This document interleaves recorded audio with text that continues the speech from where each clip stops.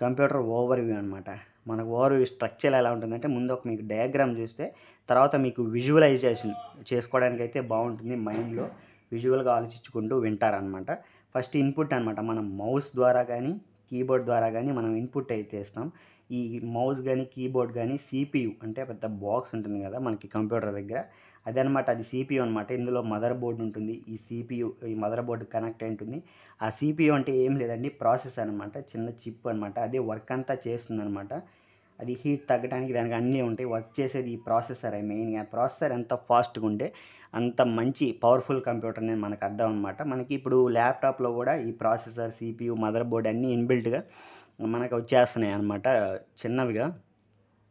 మనకి electronic gadgets ఎంత smart అయినాయంటే, ఎంత చిన్నయి అయినాయి కాబట్టి ఇంత పెద్ద కంప్యూటర్‌ని ఒక చిన్న ల్యాప్‌టాప్ రూపంలో మనకిస్తున్నారనమాట. అంత చిన్న పవర్‌ఫుల్ వర్క్స్ అయితే గ్యాడ్జెట్స్ అయితే వచ్చేసినాయి మన ఎలక్ట్రానిక్‌గా. అందుకని ఇంత పెద్ద కంప్యూటర్‌ని చిన్న ల్యాప్‌టాప్‌గా కన్వర్ట్ చేసి మనకి ఇవ్వటం జరుగుతుందనమాట. ఈ ప్రాసెసర్, సీపీయూ ఇదంతా మనకు ల్యాప్‌టాప్‌లో అయితే ఇవ్వటం చిన్నదిగా ఇవ్వటం జరుగుతుంది. ఇప్పుడు మనం ఇన్‌పుట్ ఇస్తాం కదా! ఇన్‌పుట్ అంటే 5+3 యాడ్ చేయాలన్నప్పుడు 5+3 ఎంటర్ చేస్తాం కీబోర్డ్‌లో. ఎంటర్ చేసినప్పుడు ఫ మనకి ఈ మౌస్ ద్వారా మనకి సిగ్నల్స్ అయితే వెళ్ళి ఇన్‌పుట్ అయితే ప్రాసెసింగ్‌లోకి ఎళ్తది. ఒకవేళ మన కాలిక్యులేటర్ యాప్ క్లిక్ చేసినప్పుడు ఈ మౌస్ ద్వారా సిగ్నల్ ఎళ్ళి ఈ ఇంటర్నల్‌గా ఈ సీపీయూ అనమాట. సీపీయూ ప్రాసెసర్‌కి అయితే ఇస్తది డైరెక్ట్‌గా ఇంటర్నల్‌గా. ఇదైతే ఓవర్‌వ్యూ అయితే చెప్తా ఉన్నాను. సీపీయూకి ఎళ్తది ఆ సిగ్నల్. తర్వాత ఇక్కడ ప్రాసెస్ జరిగి 5+3 = 8 అని ప్రాసెసర్ జరిగి అవుట్‌పుట్ అయితే మనకిక్కడ ఈ మానిటర్, ఈ మానిటర్‌లో తెలుసు కదా! మానిటర్ అంటే ఈ మానిటర్‌లో అంటే పెద్ద ఒక టీవీ లాగైతే ఉంటదనమాట. దీన్ని మానిటర్ అంటాం. దీంట్లో మనకి డిస్‌ప్లే చేస్తదనమాట. ఆన్సర్ = 8 అని. చే 8 అని అయితే మనకు వస్తదనమాట. ఇది మనం ఏమన్నా ఒక క్లిక్ చేసిన తర్వాత ఈ సిగ్నల్ ఇన్‌పుట్ అనమాట. ఇవి ఇన్‌పుట్స్ అనమాట. మనకేమిచ్చినా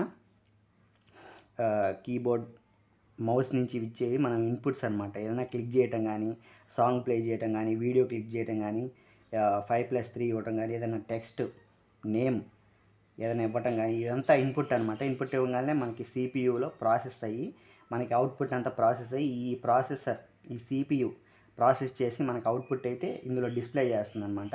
ఒకవేళ నేమ్ ఏమన్నా ఎంటర్ చేసినా ఇక్కడ మనకు కనిపిస్తదనమాట. ఇక్కడ నుంచి ఎంటర్ చేసి ప్రాసెసింగ్ చేసి ప్రాసెసర్ ద్వారా మనకు అవుట్‌పుట్ ఇక్కడ వస్తుందనమాట.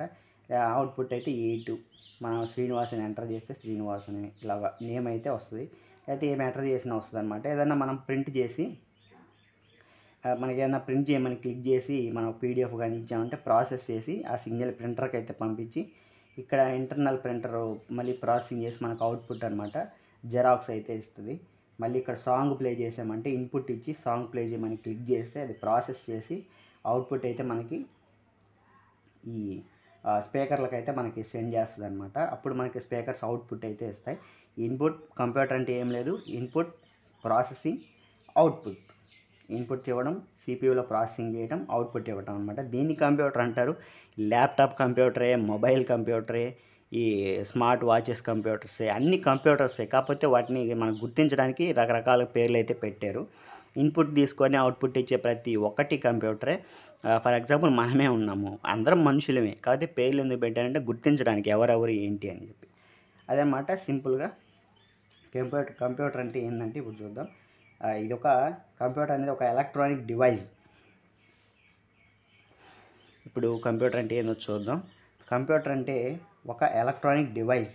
ఇది డేటాని తీసుకొని ప్రాసెసింగ్ చేసి సెట్ ఆఫ్ ఇన్‌స్ట్రక్షన్స్‌ని అంటే మనం ఏ యాప్ ఓపెన్ చేస్తే ఆ యాప్ ప్రోగ్రామ్ యొక్క ఇన్‌స్ట్రక్షన్స్ అంటే లైన్స్ ఉంటాయి కదా! ప్రోగ్రామ్ లైన్స్ అవి ప్రాసెస్ చేసి అవుట్‌పుట్ తీసుకొని మనకైతే అవుట్‌పుట్‌ని అయితే రిజల్ట్స్‌ని అయితే ప్రొడ్యూస్ చేస్తాయి. డేటాని స్టోర్ చేసుకుంటాయి. స్టోర్ చేసుకొని కావాల్సిన విధంగా యూజ్ చేసుకొని మనకు అవుట్‌పుట్ ఇస్తాయి. మనం ఏమైనా వీడియో స్టోర్ చేయాలనుకుంటే డేటా స్టోర్ చేయడానికి కూడా మెమోరీస్, ర్యామ్ అవన్నీ ఉంటాయి. ఇది arithmetic and logical operations perform చేస్తుంది ఆటోమేటిక్‌గా విత్ హై స్పీడ్ తోటి పర్ఫార్మ్ చేస్తుందనమాట. అర్థమెటిక్ అంటే మనకి అడిషన్స్, సబ్ట్రాక్షన్స్ అలాంటివన్నమాట. లాజికల్ అంటే థింక్ చేసి 18 ఇయర్స్ ఎక్కువ ఉంటే మనకి 18 ఇయర్స్ లేదా ఎక్కువ ఉంటే ఓటర్‌కి ఎలిజిబుల్ లేదా తక్కువ ఉంటే ఎలిజిబుల్ కాకుండా ఉంటారు. అలాంటి లాజికల్ థింకింగ్ కూడా ఆపరేషన్ చేస్తుంది. ఆటోమేటిక్‌గా అదే చేస్తుంది. హై స్పీడ్‌తో చేస్తుంది. ఇది కంప్యూటర్ ఓవర్వ్యూ అనమాట.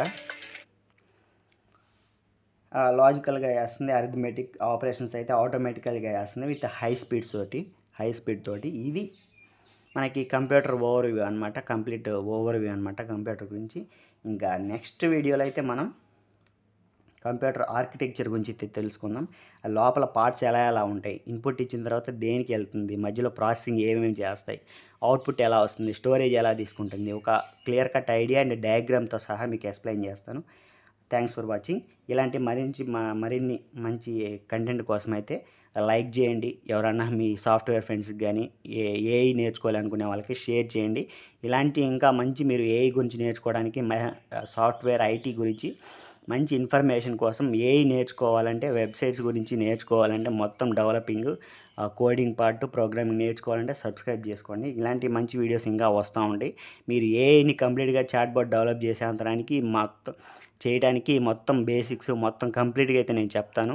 మనకి వీలైనంత వరకు ఏఐ అయితే మనం చాట్బోట్ అయితే డెవలప్ చేద్దాం. ఇండియా నుంచి ఒక ఏఐ వచ్చే స్థాయిలో అయితే మనం నేర్చుకుందాం అనమాట చాట్బోట్.